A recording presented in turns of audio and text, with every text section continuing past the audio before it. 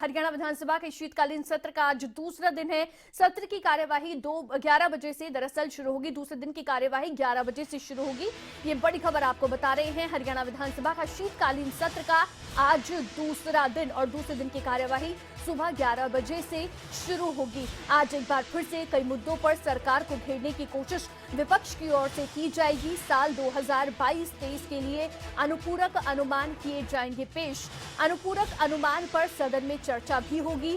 अनुपूरक अनुमान के लिए मतदान किया जाएगा। तो ये बड़ी खबर आपको बता रहे हैं। आज का जो कामकाज रहेगा सदन के भीतर, कल भी जब शीतकालीन सत्र का पहला दिन था तो कई मुद्दे विपक्ष की ओर से उठाए गए थे, तो वहीं आज भी कोशिश रहेगी कि किस तरह से सत्ता पक्ष को घेरा जाए।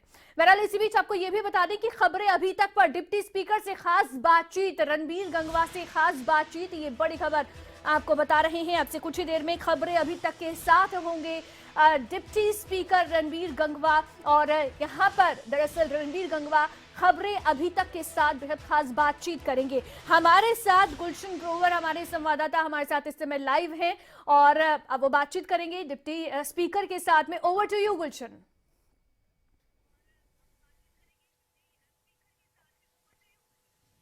अवंतिका, बहुत बहुत धन्यवाद। आज हरियाणा विधानसभा शीतकालीन सत्र का आज दूसरा दिन है और दूसरे दिन की कार्रवाई किस तरह से रहने वाली है, इस पर बातचीत करने के लिए मेरे साथ हरियाणा के डिप्टी स्पीकर रणबीर गंगवा मौजूद हैं। सर, आज दूसरा दिन किस तरीके की कार्रवाई रहने वाली? जी नमस्कार।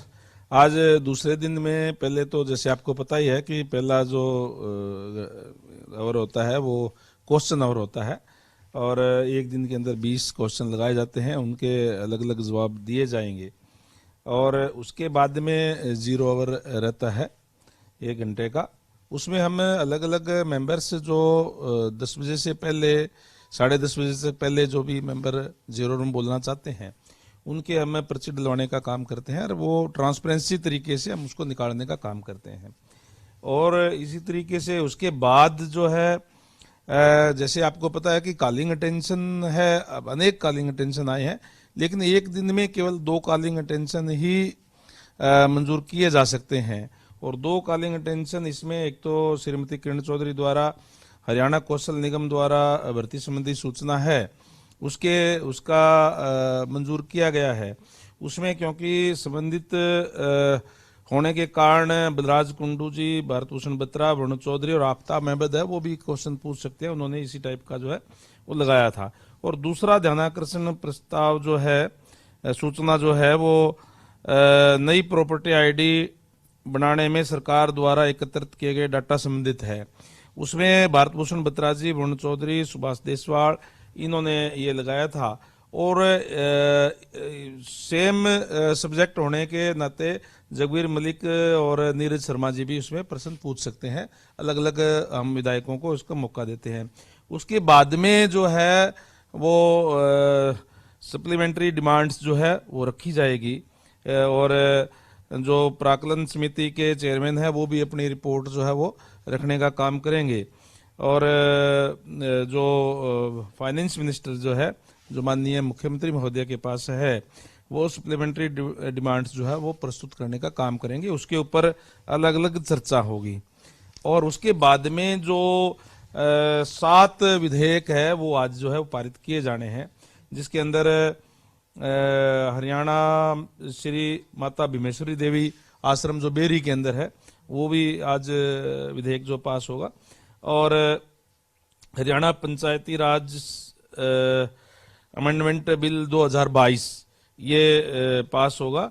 और हरियाणा ग्रामीण विकास अमेंडमेंट विधेयक 2022, हरियाणा उद्यम प्रोन्नति संशोधन विधेयक जो 2022 और हरियाणा विधानसभा सदस्य वेतन भत्ता द्वितीय संशोधन 2022, फरीदाबाद महानगर प्राधिकरण संशोधन विधेयक 2022 और गुरुग्राम महानगर विकास प्राधिकरण संशोधन 2022 जो है वो रखा जाएगा। जैसे आपको पता ही है कि हमने इसमें इस बार चेंज किया है कि हर दिन जो है वो 11 बजे से ही सेशन जो है वो शुरू होगा।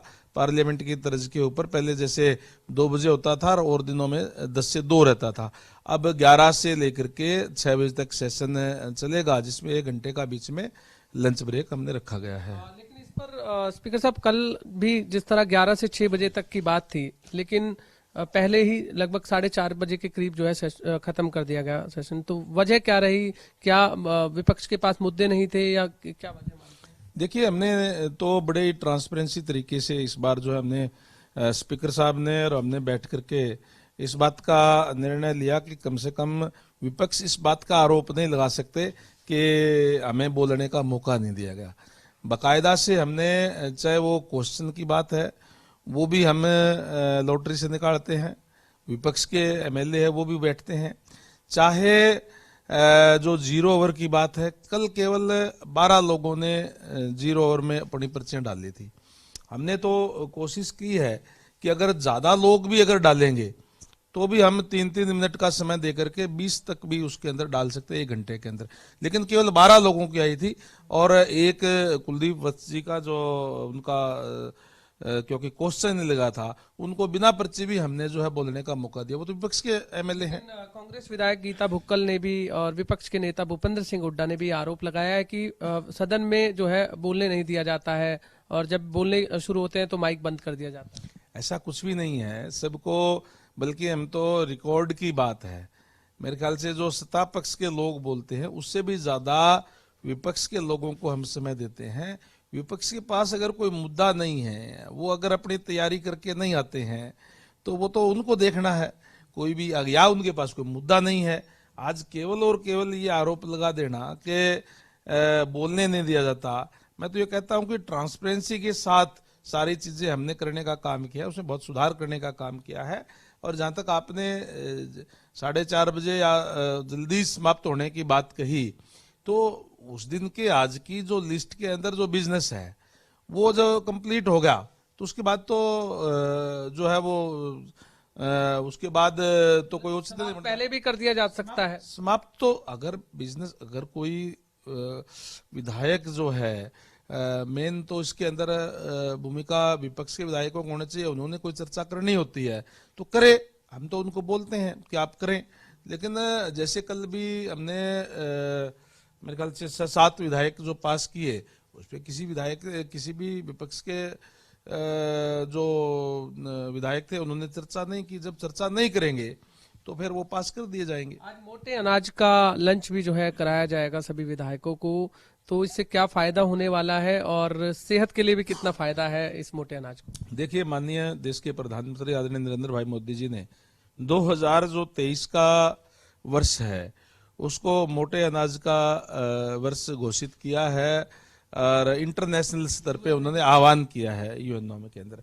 और जहां जो मोटा अनाज जिसको हम कहते हैं, बाजरा है, जौ है, ज्वार है, वो जहाँ सेहत के लिए अच्छा है, जो हमारे बीमारियों से दूर रखता है, वहीं जब इसका ज्यादा प्रचार प्रसार होगा तो निश्चित रूप से जो हमारे किसान हैं, जहाँ हमारे जो कम पानी वाले जगह पे ये जैसे बाजरा है, ये जो कम जो पानी है वहाँ होता है, तो ये अगर इसका ज्यादा प्रचार होगा तो निश्चित रूप से इसके किसानों को भी फायदा होगा और लोगों की सेहत भी जो है अच्छी रहेगी। इसलिए मोटे अनाज का ज्यादा से ज्यादा प्रचार हिंदुस्तान के अंदर भी और हिंदुस्तान के बाहर भी इंटरनेशनल स्तर पे करने का एक प्रयास है। उसी के तहत आज हमारे जो कृषि मंत्री है आदरणीय जेपी दलाल जी, उनकी तरफ से आज दोपहर का भोज मोटे अनाज का दिया गया है। किस तरह का पकवान तैयार होगा? आप आना, आपको वहाँ खिलाएंगे, आपको दिखाएंगे कि क्या क्या है। आपका स्वागत है। एक कांग्रेस ने कौशल विकास योजना का ध्यानाकर्षण लगाया है और साथ में प्रॉपर्टी जो आईडी है, नई आईडी जो बनी है, उसमें गड़बड़ी का मामला बताया है, जैसा आपने भी बताया। हालांकि सरकार कौशल विकास योजना इसलिए लेकर आई थी ताकि लोगों को रोजगार मिल सके, पढ़े लिखे लोगों को रोजगार मिल सके, लेकिन विपक्ष इस पर यह कह रहा है कि बैक एंट्री से जो है आप लोग रोजगार दे रहे हैं, जो जिन लोगों को देना चाहिए उनको नहीं दे रहे हैं। देखिए, हमारी सरकार का जो लक्ष्य है, जो पंडित दीनदयाल उपाध्याय ने जिनका एक नारा था कि अंत्योदय, अंतिम व्यक्ति तक सरकारी सेवाओं का लाभ पहुंचे, उसी को लेकर के माननीय मुख्यमंत्री जी भी ये कहते हैं कि लास्ट इज फर्स्ट। मैंने जो हम शुरुआत जो अंतिम से करते हैं, प्रॉपर्टी आईडी के अंदर जिनकी आय सबसे कम है उनसे शुरुआत करने का काम किया। उसमें अलग अलग नंबर दिए गए हैं, क्वालिफिकेशन का भी, एज का भी, इनकम का भी, ये तमाम चीजें जोड़ करके फिर कंप्यूटराइज करके किसी के कांग्रेस के समय में या जो पहले जो भी सरकारें रहीं, जिन्होंने तेरा मेरा करने वाली जो बात है उसको दूर करके जो आईडी में गड़बड़ी का आरोप क्यों लगा रही है फिर कांग्रेस? देखिए, आज तो मेरा ये कहूंगा मैं, एक दुर्भाग्य ही है कि जो विपक्ष है केवल और केवल विरोध करने के लिए कोई न कोई आरोप लगाने का काम करते हैं। प्रॉपर्टी आईडी जो है एक बहुत ही बढ़िया, बहुत ही अच्छी, एक महत्वाकांक्षी योजना जो है शुरू करने का काम किया है, जिससे पूरी की पूरी ट्रांसपेरेंसी, यानी कि जिन्होंने अपनी सेल्फ डिक्लेरेशन जिसने किया कि मेरे आय इतने हैं, उसको वेरीफाई सरकार के द्वारा, सोशल उसके द्वारा भी जो है करके, और उसके बाद में उसको वेरीफाई करके और उसको कर दिया गया है, जिससे अगर जो आदमी 60 साल का हो गया उसकी अपने आप पेंशन बन जाएगी। जो 1,80,000 रुपए या उससे कम जिसकी इनकम है उसको चिरायु कार्ड, उसके बीपीएल कार्ड वो बना रहे हैं। चिरायु कार्ड तो अभी जो है, हालांकि सेंट्रल गवर्नमेंट की स्कीम है, ये 1,20,000 रुपए तक की है, लेकिन हरियाणा सरकार ने आगे बढ़ते हुए हरियाणा के लोगों को ज्यादा लाभ मिले, इसलिए 600 करोड़ रुपए सालाना अपने खजाने से दे करके 1,80,000 तक करने का काम किया, और उससे 28,90,000 से ज्यादा, यानी आप ये मानो कि 40% लोगों का चिरायु कार्ड जो है बनेगा। परमात्मा ना करे अगर किसी की दिक्कत और परेशानी हो तो उसको अपनी सेहत की चिंता नहीं है, हरियाणा सरकार को है। तो इस तरीके की योजना करने का काम की विधायकों की तरफ से कुछ तीखी टिप्पणी भी की गई, जिस पर स्पीकर साहब ने भी ऐतराज जताया कि विधानसभा में सही शब्दों का इस्तेमाल होना चाहिए। आज की कार्रवाई को कैसा देखते हैं? क्या विपक्ष को भी आज मौका दिया जाएगा, जो वो आरोप लगा रहे हैं कि हमें मौका नहीं दिया जाता है बोलने? हमने तो कल भी पूरा मौका दिया था। हमने तो जैसे कहा कि 0 ओवर के अंदर भी जो पर्चियां डालते हैं लॉटरी से उनके सामने निकालते हैं, और ज्यादा लोग विपक्ष के थे कल भी बोलने वाले। अब कोई बोल के वो तैयारी करके ना आए तो उसमें तो हम कुछ कर नहीं सकते। तैयारी करके आए, पूरा मौका उनको हम देते हैं। एक सिस्टम बनाया हुआ है कि 4-4 मिनट या 5-5 मिनट 0 ओवर के हम बोलने का मौका देते हैं। विधेयक के अंदर आप खुल करके बोले जितना आप बोलना चाहते हैं। एक अल्पकालिक जो चर्चा होती है जो कल भी कराई गई थी, लेकिन उसका एक समय है, समय सीमा के अंदर रहते हुए वो बोलना होता है, तो अपनी बात उठाने का काम करें, हम पूरा मौका देते हैं। शब्दों का इस्तेमाल हो इस पर भी निश्चित रूप से जो विधानसभा के अंदर जो मेंबर आते हैं, लोग उनको चुन करके भेजते हैं और लोग उनका आचरण देखते हैं टीवी के माध्यम से, क्योंकि आज केवल सबके सामने होते हैं, ये कोई बंद कमरे की कार्रवाई नहीं होती, लाइव टेलीकास्ट होता है, तो लोग उसको देखते हैं। तो इसलिए आचरण हमारा ऐसा होना चाहिए कि आदर्श आचरण हो, एक अच्छे तरीके से विपक्ष मुद्दे उठाए, क्रिटिसिज्म भी करे, लेकिन भाषा की मर्यादा तो होनी ही चाहिए।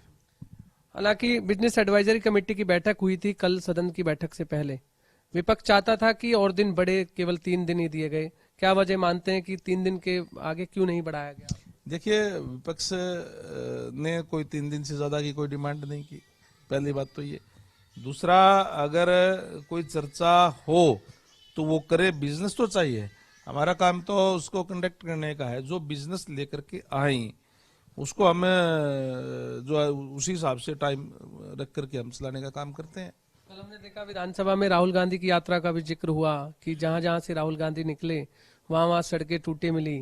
भूपेंद्र सिंह हुड्डा कहते नजर आए कि सड़कों में जो है गड्ढे इतने हैं कि गड्ढों में सड़कें तो देखी हैं, लेकिन यहाँ पर सड़कों में गड्ढे।